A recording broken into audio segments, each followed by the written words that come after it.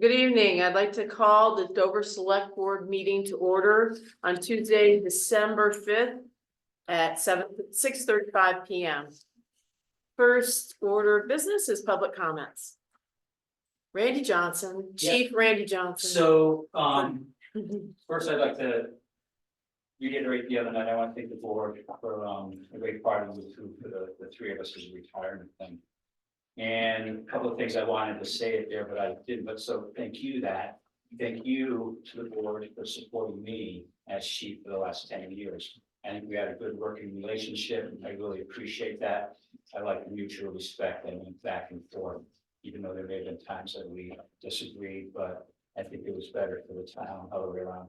I also wanted to thank Jeanette too that night for putting up with me for the last 10 years. Also, a lot of stuff coming in and helping me, as well as the community at large for supporting the department. That's number one. Two, this past Friday, December 1st, Jake Roberts graduated from the police academy. So we're glad that he is on board, proud of him and stuff. And his class at the beginning, and started 18 weeks ago, voted to make him the class president, which I think means a lot and goes a long way and shows what kind of person Jake is. So congratulations, Jake.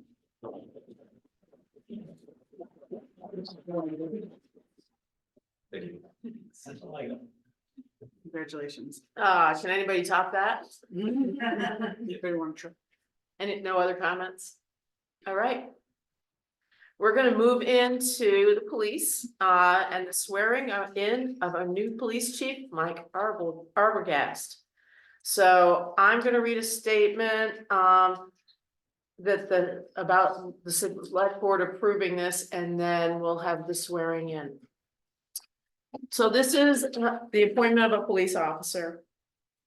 All persons to these presents that we, Victoria Capitani, Joseph Mahan, Sarah Shippey, Scott Salway, and Dan Baliotti, select persons for the town of Dover, county of Wilmington, and state of Vermont, do by virtue of the authority vested in us by the legislature of the state of Vermont, hereby make, constitute, and appoint Michael Arbogast to the position of chief of police in and for said town of Dover, to hold the office for the period of from the period of this date on until resignation or termination of employment with the town of Dover, dated at Dover and the county of Windham and the state of Vermont this 5th day of December 2023. Sarah? Yeah, this is saying basically that he's starting today. Starting when we swear him in right now. You're done? Yeah. We're gonna two chiefs go on? No, Michael will be chief. And then give that over to Jeanette. Okay, thanks. Michael. Sorry. You ready to show your hand? Hold on. We got it, photo op, baby. All right. Do you, Michael Arbogast, solemnly swear that you will faithfully execute the office of Chief of Police for the town of Dover and will herein do equal justice and right to all persons to the best of your judgment and abilities according to law, so help you God? I do. So you can then somebody.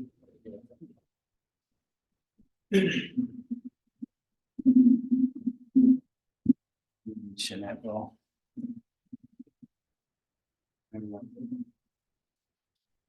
Good. And congratulations. Thank you. Congrats to you.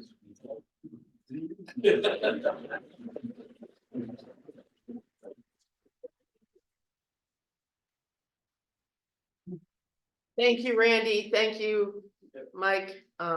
We put Mike through a much more involved interview and public vetting than we've done in the past. And I think that it brought the community into it, and I really appreciate him putting up with all of the requests that we have, so thank you. And good luck. Thank you. Thank you all for coming, if you all want to stay. Wow, the parking lot's really full. Thank you all for coming. Thank you, guys. Make sure. it's- All right.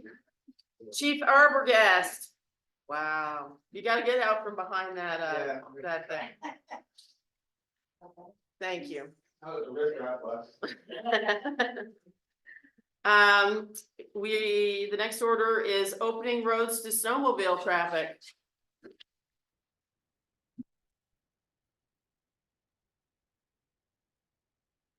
Any additions or deletions? Exact same as last year, I think, Chief Johnson sent it off earlier, the same as last year. So we just need a motion. Do we need to read them all? Can we No. just Say, okay, good. It'll be posted. Yeah, so I make a motion that we approve the use of the public roads listed in the document dated December 5th, to be open to snowmobile traffic. Any discussion about this? All in favor? Aye. Aye. All right, anything else for the police department? No issues yet? Good. New business, we're gonna consider a request for assistance with plowing to the cell tower at Dover Hill Road in the amount of $2,800. Who has brought this to us? Linda McCarthy, she is on Zoom. Were there any documents? No, she let me know that, I think she said Jeff Brown does the plowing. Is that Right. I sent an email from Jeff Brown's. He actually, hello, I'm Linda. Hi. Hi. So we've had the property now 8 years, going on 8 years. And the first 5 years, actually, the seller of the property compensated us for plowing since it went up to the tower. Then it was 2,500 3 years ago, 2,800 last year.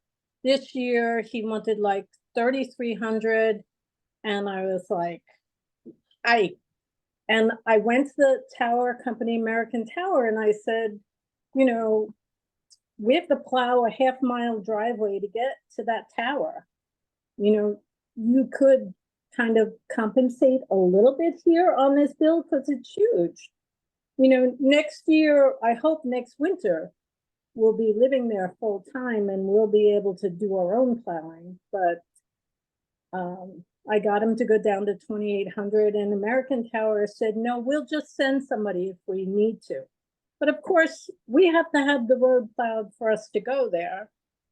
So I had an idea, maybe the town, since now all of your emergency support radios have been moved to that big tower, that maybe you could chip in a little bit for this would be very helpful. So you're saying that 28 is the plowing fee this year? It's the fee for the season. That doesn't include, you know, if we need sanding, because I don't know if any of you are familiar with the property, but it is a very steep incline.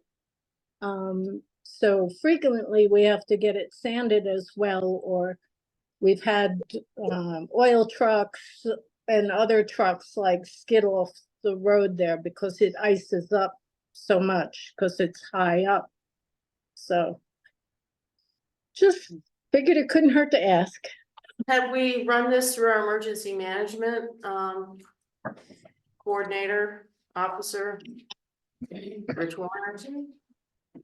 I don't know. Because we do pay rent on the tower, we pay electricity to operate the tower. So I think that we'd like to, I'd like to have this, I'd like to have our emergency man, excuse me, we'd like to have our emergency management officer involved in this. Yeah. Yeah. I mean, And Rich that's Rich Warner Warner, is very familiar with the area. Yeah. And we used to have it on the small tower. We used to have all the radios. We used to get reimbursement for the town for electricity towards that, you know, keeping everything running up there. So now we no longer get that because it all got moved to the big tower. yes, Scott, So just to be clear though, that the cell tower company said that they would send someone up there when they needed to access it. Yeah, Okay, so we would just be paying for people other than the cell tower company to access Right. that. but they have never had to do that because we always have it plowed. yeah, I think that because Richard Warner is the person who deals with our radios on those towers, and I would like him involved, so I think that we need to let Rich know of this request and see what his thoughts are on it, and he's not here tonight. I appreciate that. Okay, and we'll put it on, you know, we'll have a discussion, we'll put it on another agenda. Great. Thank you so Okay. much. All right. Because we obviously don't have any money budgeted for this, and but we need to make a plan, so, let's do that. But I was thinking you used to pay the monthly fee, you know, so for 3 months, well, it was $175 a month to us for the equipment on the tower. You're still paying, on a quarterly basis, so that's why I wanna make sure that Rich is involved and knows the whole story, whole situation. Okay? All right, because my understanding was it was moved there for free, but No, absolutely not. So, okay, okay, thank you. all We'll get right. back to it. All right, the next thing is to consider adopting the Vermont 250th anniversary resolution. Is anybody, are you guys aware of this? Yeah. So this is something that the state of Vermont, or the 250th anniversary of the state of Vermont is coming in 2025. And they're asking for towns to sign on to bring more importance to Vermont and the various towns in Vermont. They're hoping that all of the towns in Vermont will sign on for this. It's a resolution that we resolve to establish a liaison or local committee made up of a diverse group of citizens or individual, a diverse individual. Well, some people are very diverse. To work with the Vermont 250th Anniversary Commission on any and all activities. The role is voluntary and there is no compensation. But the town can also pledge money to help implement the 250th commemoration. And they're looking for various engagement activities going on with all 252 towns. So I think that's a great idea. I just don't know who's gonna spearhead or a group of people who want to spearhead a Vermont 250. Yes, I think aren't we with this just agreeing to make it possible? So if we have no one step up, we're not. it breaking says the law. we resolve the town Dover officially establishes a liaison Mhm. or local committee made up of a diverse group of citizens or individual to work with the Vermont 250th Anniversary Commission. Yes, Scott. Before that, now that we've let it be known and maybe we try and make it more public, maybe we see if any people step up before we sign anything. Yeah, I mean, it's hard if there's nobody who wants to really, I was hoping Dan would be here. It sounded like it was something that the historical society I- would jump on. I have to say, I can't imagine out of all the people that live in this town, there aren't 3 or 4 people who wouldn't want to be involved in this. That's good, so putting it out there. I'm retired in 2024, so. Good job. 2025. So, okay, can we get it up on the website that we're looking for people who would be interested in getting involved in this? Before we make a commitment that we, Do we want to table this till next meeting? I think that we need to find out if there's people who wanna do this. Who has the time, who have the time, and they want to encourage, develop, coordinate, and promote observations and activities to be held in the Vermont commemoration of historic events. In the Declaration of Independence, Revolutionary War. See, I think really it's got historical society written on it in some ways, so. Maybe Dan would be interested in finding some people on his board might be. You good with tabling it, guys, Until, yeah. till we have some feedback? Mhm. Okay. So that whole new business is a table. Do you want me to reach out to them to kind of get a sense of some, like what they're anticipating in terms of the time commitment? Because I don't know that I think it's individual, but by town, Okay. they just wanna have every We just town do have one party. something, yes. And be done. Yeah. All right. Okay, unfinished business, update on the 4-hour well test results, and Joe Mahan is not here tonight. Nobody knows. I know, but the next step is. The expensive one. They still got process, but, All right, so can you I'm aware of it, I know Sarah's aware of it, and Scott is, so I think the members of the public would like to know. sure. So they conducted the 4-hour pump test on October 30th. And so far, we've had good results. The well was absent for coliform and E. coli, and all PFAS compounds were non-detectable, which is very good. And prior to collecting the sample, Cushing and Sons, the well drillers performed a 4-hour test of the well and reported a yield of 3.5 gallons per minute, which I think was more than the original. Right, it was like 1.5 or. No, we were, Was it up to 3.5? I don't know that it was quite 3.5, but I think, So that's a good plus as well. So Cass has come up with a summary, and it's actually a 45-page summary, so I won't worry with that, but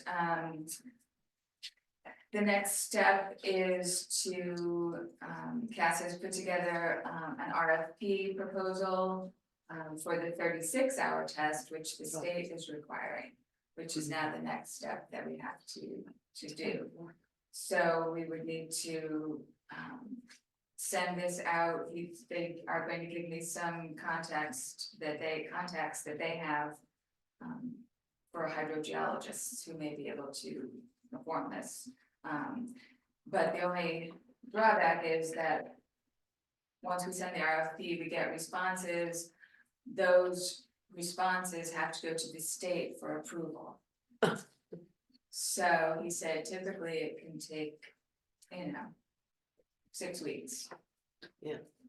On a good day, to get anything back, to get the approval back from the state. So at this point, it's probably gonna be early spring, before we could potentially conduct that test. so what do they do with all the water they pump out of there? Do you know? I don't, That's a lot of water. I'm assuming it must. I don't know. No, But they also, along with that, they would have to, that 36-hour test will also involve the Bartlett and Fisher wells that are adjacent to them. so we're gonna do a 36-hour test on 3 wells at the same time? Yes, well, I guess he said that the Bartletts and Fishers don't have to go along with the test if they don't want to. Cause wouldn't that mean they couldn't access their own water for 36 hours? Yep. Possibly. And I thought the 36-hour test was to substantiate also the amount of flow. And what that has to do with those other wells, I don't understand. No, it's more the contaminants for the other wells. So, Not for the. but part of the reason we're doing some of this is because our flow wasn't high enough. Right, but it's also, I think it's mostly because of the contaminants that we have. Well, I currently. thought the fact that the flow wasn't high enough was the reason that we had to do the 36-hour test and not a shorter test. Yes. Because they weren't sure, because if we didn't have. the- So I have that question about why we would, so we're doing this at 3 different well sites at the same time? Yes, that's why. I had no idea that that was the situation. Oh my That's why goodness. it has to, that's why it's a 36-hour test. What, I think, Well, we're saying we thought it was 36 hours on one well. Yeah, we didn't think it was 36 hours on 3 wells. That sounds like it just tripled the price of the whole thing. It's a lot of water being No, pulled I think out. it was always going to be 3 wells, I don't think Can you just clarify that, Jeanette? Because I don't ever remember having those other wells involved in this 36-hour test. I really don't. And If I mean, the word if- was if- if implied, it- it wasn't stated. well, it's gonna be, if it triples the price, then maybe, I don't know, maybe we just put, I really don't think so, I mean, I can double check, but I think all along that was part of it.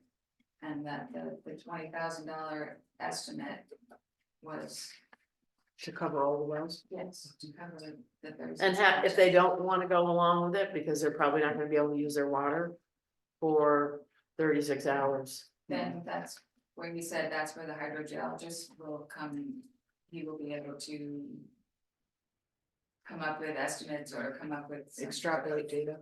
you know. This thing is, I tell you, it feels like it's a moving target, because honestly, I never ever heard that the other 2 wells were also gonna have this 36-hour test. And so this is a little disconcerting that the thing just keeps evolving in my mind, because nobody at K, has he got his hand up? No, I just. Okay. Nobody at KAS ever said, oh, and we're doing it at three locations. Well, I'd have to go back over it, but it was my understanding of the time that that's what was happening, so. I know we were testing and monitoring, but I didn't think that they were in part of this whole flow issue with our own well. If we had gotten higher yields on the well, we wouldn't have to do this No. to this extent. That's what triggered this. Because we Right, don't have right. enough yield. Right, but the contaminants are the biggest issue. If the contaminants were, that's, Oh, I agree, but if we'd gotten the 4 gallons a minute or whatever we needed, we wouldn't have to do the 36-hour test. So obviously. Ugh, Well, we would have had to do, it wouldn't have been 36, it would have been 12 or 24 or yes, something like yeah, that. 12, But they were still looking for the contaminants. of course. Right. Right. Yes, Maybe they figure the 36 hours gives them the gallonage that they want. it pulls enough water out. Okay, yeah, I mean. Honestly, I don't know why we can't just keep using bottled water for the rest of eternity, Yes. but. Yeah. And that's not an option. So. Which really. not with the kids in the country, and it's really not an option for the town hall either. It's super annoying not to be able to use the water for anything but washing. So, and I agree, it's, okay, but knowing our confusion, can you just clarify that? Sure, I mean, I Okay. can send you the whole 45-page report if you wanna read it. I'm sure it goes into detail. Joe, do you have any questions? I have 1,000 questions, but there's no answers to them, so I have no questions at this time. Just trying to get Well- this resolved and done as inexpensively and as quickly as possible, which is not happening. I'm shaking my head on this tonight too, because I Oh, don't, yeah, okay. I guess one of the things we want to clarify is, was the original estimate for the cost? Did that presume the 3 wells, or are we actually talking about 3 times that, or probably isn't 3 full times, because there'd be one person who could cover all 3 at the same time, but. And the problem is also, if you take that much water out, you may be sucking the plume towards all these wells, Mm. and then they have a worse reading on their PFAS, and then we're trying to find water sources for other people. It's crazy. Yes, So then just to be clear, where legally we cannot like. Get water, or I know it's an annoyance and everything, but legally, that's not an option. out of the well we've got, out of the new well. I'm saying we can't, like, we can't spend $10,000 on getting us all, everyone perfect, like their own water chug or something like that at all these different places. Like, is that legally? We would have to put like one of those poet systems into every one of those places. Which is an ongoing maintenance issue too. Because if, yeah, I don't know. I think what Scott's asking is, why can't we just have those? But do you want one of those as your kitchen water source? So that when you cook, you want one of those, I'd say I would want that, obviously, but I just don't know, like, at what point. but it makes their house, the value of their house goes down. Oh, yeah, I I'm was talking about for Our the wells. 2 buildings we're talking about. About the brick building, and now you're saying that. Well, they're using bottled water at the brick building. Yes, And people who have an event at the town office, at the town hall, yes, have to bring their own water, yes, right? I understand that. But they're gonna shut the daycare down eventually without us clearing up this water issue. Okay, And I don't think we can afford that. that's my As a question. community. It has to, that it's, we legally, that they're going to shut it down. If we don't, we can't say, here's all this, like. Spend half the money we would on just getting water for everyone, we can't do that. We could have put in the poet system earlier with the water source we currently have. It's not a great water source, it doesn't have a good yield either, and it is. Another very expensive continuing cost for all the chemicals that it, you know, all the filtering devices that go on. I don't need to rehash that. Can I add one more thing? Yes, So as part of the RFP that they proposal they put together, it does say conduct interference testing of up to 3 additional supply wells within the 500-foot monitoring area. The town of Dover will attempt to obtain off-site access approval to the supply wells located at the Bartlett residence and the Fisher residence. So that is part of. but it doesn't sound that it like it's just gonna, they're just gonna run the water for 36 hours on pumps. Necessarily, see, that's why I think we're confused. We wanna know if we're gonna be simultaneously running 36 hours of water from 3 wells. Or is it they're just gonna take periodic tests? Yeah, I think it's constant 36 hours.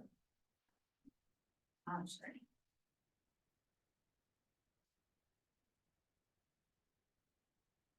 I get a headache. So, you're not the only one. So, we're not gonna go ahead with this RFP, we're just going to wait until we have more information. I have a couple of very, the price, the estimated price, is it inclusive of doing this of all the wells they wanna do? And if it is, Well, it would have to be because it's part of the RFP. Okay. That's what the quote So, they give us. would is that be- the same quote, I mean, is that the same estimated, so the price hasn't? I don't know if the original $20,000, I'm not sure if that included this. Okay, can you ask that I would question? have to find out. So pending that it includes it, I would say we would move forward with it. If it doesn't, then we really do need to reevaluate whatever we're doing. In my opinion. Might be cheaper than we make the sign. Okay, so do we want to make a motion that pending the fact that their estimated cost for the 36-hour test is in the neighborhood of $20,000 for all of the RFP, we would move forward with it. So make a motion that or it's to release the RFP, is that? Mhm. Can I make a motion to release the RFP for the 36-hour well test for the 3 affected wells? Assuming the approximate $20,000 estimate is accurate. Second. Joe? Yep. Anything more to say? I don't want to say anything else. Okay, all in favor? Aye. Scott, all of us.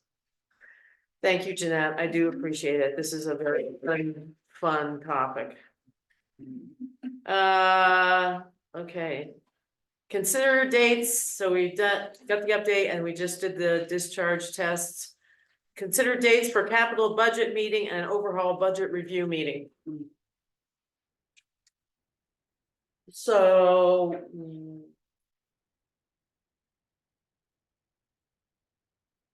We were potentially gonna have another meeting on the 18th of December, and that's not gonna happen. Is that afternoon available for everybody else? Is that still good for you, Jeanette? 18th looks okay for me. Yes. You cannot be here the 18th. What, it just gets really complicated once we get into the holiday week and everything. What are some, I don't know about any of the other department heads and the department heads who have, you know, we need highway, we need police, we need fire. Could you zoom? Probably not. How about So what about the week of the 11th?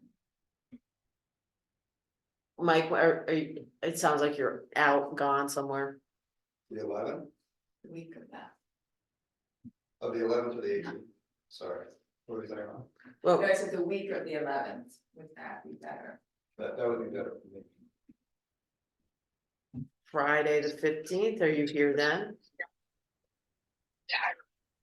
How about Jeanette, does that work for you? December. So, and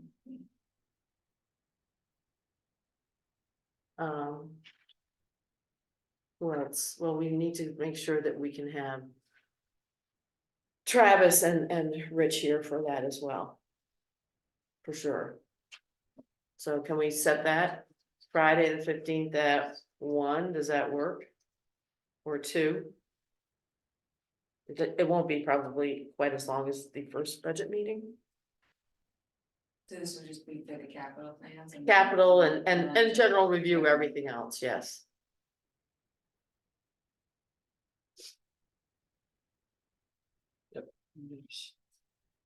The earlier the better. It is. Joe? I hopefully will be able to make it. Can't guarantee it. I may have to work. So Friday, February 15th at 2? December. I mean, December 15th, why did I say that? Okay. December 15th, February, that'll be great. December 15th at 2. Okay. All right. Next, we're gonna move on to the assessor. Linda, update on Act 68 H480. Okay, I wanna make this as summarized as I can without, it's very confusing, you got what I sent, okay. I think because I really want the public to know about this, Tell me if you disagree. What I'd like to do is just read what I have. And then if, Is that the thing that, it's, I don't think I sent this, I may have sent. And then there's a letter to Commissioner Bolio. so who's this, what's this first document you're gonna read? This could be what I sent you all. It was to Vermont municipal government officials from Vermont Assessor Ministers Association. Regarding municipal reappraisals and Act 68. Okay, and so if you wanna read it to the public. Yes, that's what I'd like to do. So Act 68, formerly known as House Bill H 480, as signed into law, is an assault on local control of your grand list. Local control being the basis of Vermont governance. The grand list being the foundation of your local tax base. Speaking of budget meetings, Act number 68 contains a $50,000 appropriation to conduct a study on removing the grand list from local municipal control and transferring that control instead to the state level via a single statewide reappraisal system overseen and run by the Vermont Department of Taxes. And then it gives statute VSA 324041A on reappraisal, section B, section 4B. 1A reads in part a detailed implementation proposal for creating a statewide system to conduct reappraisals of municipal and statewide education grant lists. Language contained within the House passed version of H 480 indicates upon completion of a reappraisal pursuant to this subsection, the property value set by the commissioner shall be binding on the municipality and the municipality's municipal and statewide education grand lists. Having the grand list values set by the state and be, quote, binding on the municipal grand list is particularly concerning. No local knowledge, no local review, no local control. Unforeseen consequences for the towns, cities, and property owners, including the true costs involved, are yet to be realized. How can municipalities protect themselves? Language in the bill indicates the study is to be, quote, in consultation with relevant stakeholders, with stakeholders left undefined. Municipalities are major stakeholders with the grand list, being the foundation for local budgets and the local tax rate. Listers and assessors are without doubt stakeholders as the local guardians of the grand list with vital local knowledge. VALA, Vermont Assessors and Listers Association, is a stakeholder as a legislative watchdog protecting local municipal interests and lister and assessor statutory obligations. It is important to act now. Here's what you can do to help protect local control of your municipal grand list. Review Act 68, which was Bill H 480 as enacted. Discuss the potential impacts of Act 68 with your listers or assessors. Contact your local representative requesting an amendment to Act 68 in the 2024 legislative session, specifically defining, quote, stakeholders as including representation from municipalities and VALA. Contact State of Vermont Tax Department through the Property Valuation and Review Division, PVNR. requesting representation as a stakeholder in the reappraisal study due December 15th, 2024. Contact Vermont League of Cities and Towns, VLCT, we hear that a lot, asking for active representation in this matter. Solicit guidance in protecting this local municipal concern, along with updates on the progression of this study. We must band together to protect continued local control of our municipalities and to protect that crucial municipal asset, our grand list. And this is from Vermont Assessors and Listers Association. So in short, this is directly speaking to the fact that we're risking losing control of our grand list. And it also sets the table for them to also do statewide property tax. Exactly. I mean, so it's setting the table for, and we know how well the state does a lot of these things, right, Randy? Great with dispatching. Efficient and managed. Yeah, they're bad at IT, they're bad at it. Yeah, and they don't, a whole other group of people, a large group of people on the state payroll. Yeah, it's very ambitious. So they have PV&R, property valuation and review. They did implement an RFP for somebody to do this study, which will be due next December. So there's that piece. Also, the language in the bill talking about that they, meaning legislature, I guess, would be in consultation with relevant stakeholders. And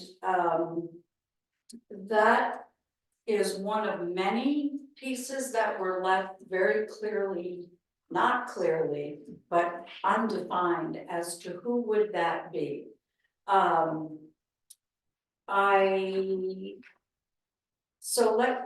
I would also like to share this letter for, to Commissioner Bolio it was sent by Ted Brady, Executive Director of VLCT. I've had a few conversations with him. Lisa Wright, who's the president of Vermont Assessors and Listers Association. Diane Judd, president of VMCTA. Vermont Municipal. This looks like a pretty long letter. And treasurer. This looks like a pretty long letter, Linda. Is it something that can just be appended into the minutes? Yeah, I can do that. So basically, it's just going over a lot of what I just read. I did meet Laura Sibilia, and to get her input on this, and she shared my concern as far as who would these stakeholders be. And I was in touch with her earlier. She checked with Representative Kornheiser from Brattleboro, who was responsible for initiating this bill in the first place. It said, I checked in with Rep. Kornheiser, her and tax department commission's commitment to engaging stakeholders. She said that was the intent all along. Still vague. Very vague.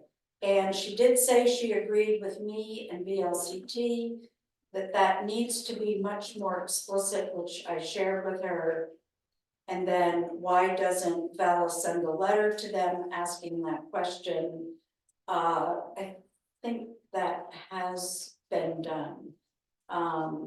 So VLCT, we're all sort of on the same page as far as that VLCT and Vala and the whatever the other one was, be a part of this.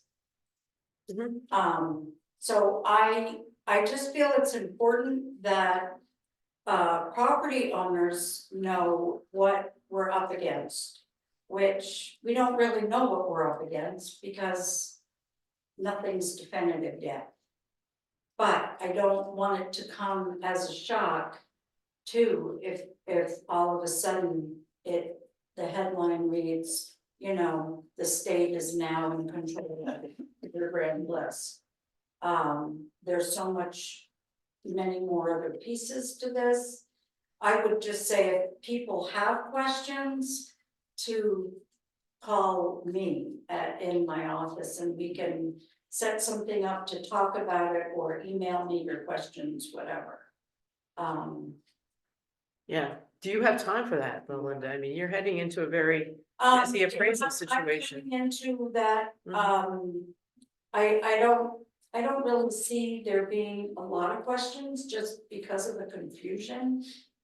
I would suggest they call their representative and their senators and discuss it. That too. That sounds like a good. Yeah, Yeah, That, Yeah. Don't need to add that to your plate, let's have. plus, they're the people who are They're the ultimately are voices. gonna Yeah. decide what this whole thing looks like. So if they get a lot of pressure from their voters, Constituents. yes, they will. They sometimes only listen, help us. they sometimes listen, right?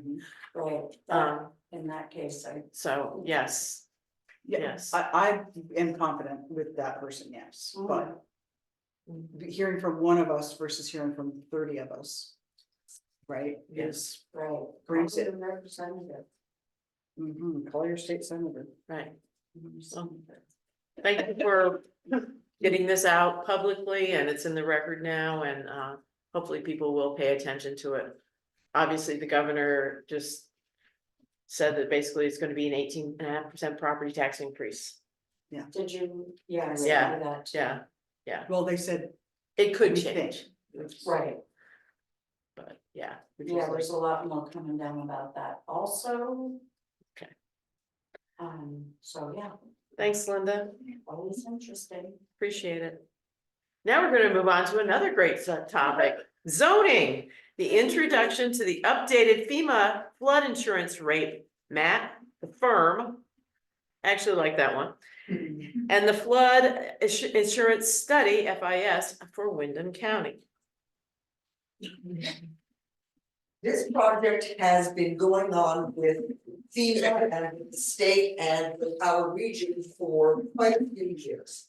The original flood maps were drawn in 1974, hand drawn by whatever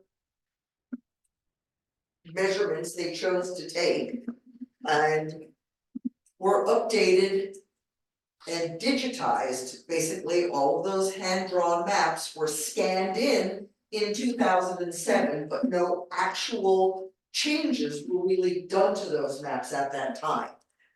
The state is, and the entire country has been going through flood map changes and updates, and finally our county is now getting this 3 to 4 year project accomplished. I have in my hand the flood insurance study, which I pilot a couple of things that relate to the town of Dover. But the most important thing are the new maps. These are the proposed maps. They are the preliminaries, but they're gonna give a pretty good idea of what they will look like. We have 4 firm panels. And I've got them up here. They'll be available. I just love the one with snow right up here, just because it gives kind of a very interesting look. But the previous flood maps, when you look to see what is in zone A, and the entire town of Dover, if it is in a flood area, is zone A, which means there is no base flood elevation and there are no defined numbers. Bloomington has AE, they have defined elevations. Dover does not, so going through and getting what is the elevation, what is the lowest elevation of a floor or whatever gets a little complicated. But the map change, this green blob is, and I'm gonna make all of these files available on our website. And anybody can reach out to me to get a more detailed explanation. But this blog is kind of what our flood zone looks like. I picked a neighborhood I knew well, my neighborhood, which is in a flood zone. So having this area doesn't really give you a lot. The proposed map for the same area is in much greater detail. It actually follows where the beaver ponds are, follows closer along where Blue Brook in this case is, and is actually taking some sections out of the flood zone and putting that in the 500-year or the 2.2% rating as opposed to the 1%.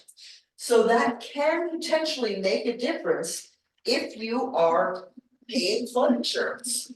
All of this flood insurance study really ties into the rates and the requirements to pay for flood insurance. As well as if you are in a flood zone, if you are doing substantial improvement for whatever reason, if that substantial improvement goes over 50% of the assessed cost of the structure, not of the whole property, but of the structure, then additional permits need to be filed with FEMA for review. If you have been damaged by a flood, then that's called substantial damage. And again, that needs to get filed with FEMA. That's a little easier because if you've had a flood, FEMA needs to help pay for that damage. If you haven't had a flood, but you are in the flood zone, you are still required, you're gonna redo your kitchen and your living room.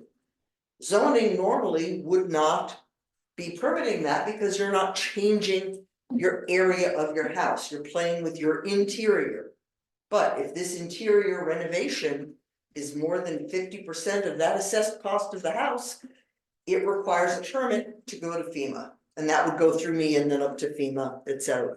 So having a more detailed and far more accurate flood map will help with determining, are you really in a flood area? You may have been in a flood blob area, but it didn't flood in Irene, it didn't flood here. Somebody just drew a Sharpie. So all of this information is available. If anybody wants to know if their property was, or might be in a flood zone, please call me. We can go over the maps together. I can go out to John Broker Campbell, who is our county-wide flood person. And we can really get down to some details about the property, but this has been years and years in coming.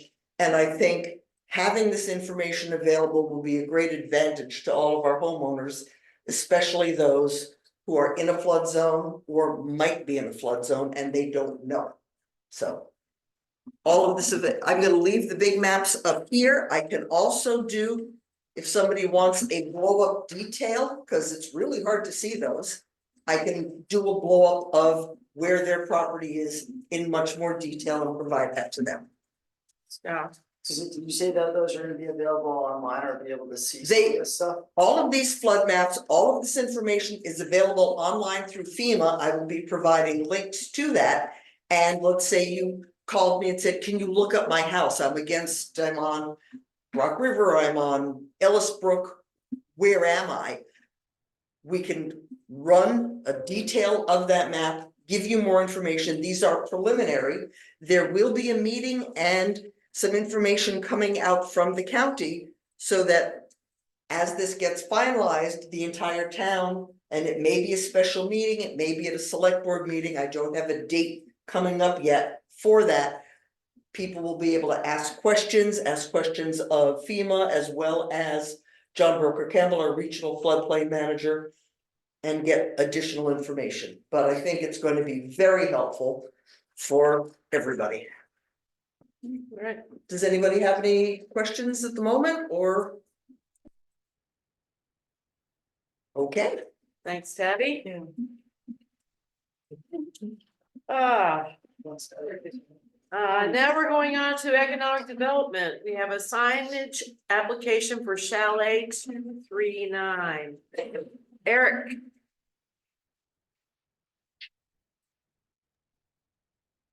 Hi, Eric. Hey, guys. Hello.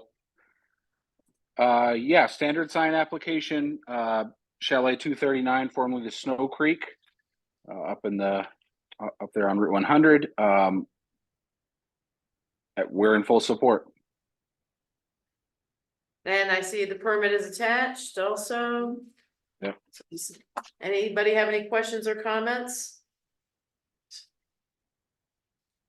We need to vote to approve it or? Yeah, no, we approve these. Okay, so I make a motion that we approve the signage application for Chalet 239. Second. All in favor? Aye. Thanks, Eric. Is there anything else tonight?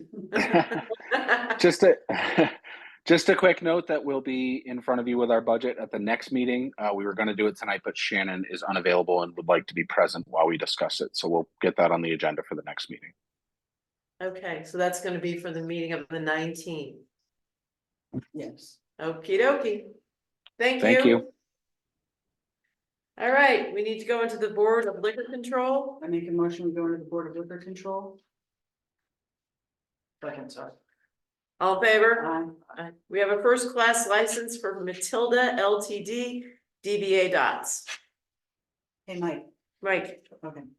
No, you don't want it, or no, there's no problem? No issues. Okay. You can't just say The no, no- that's a little bit. Yeah, the thumbs up works for us too. Yeah, right. Yeah, but here's Jeanette.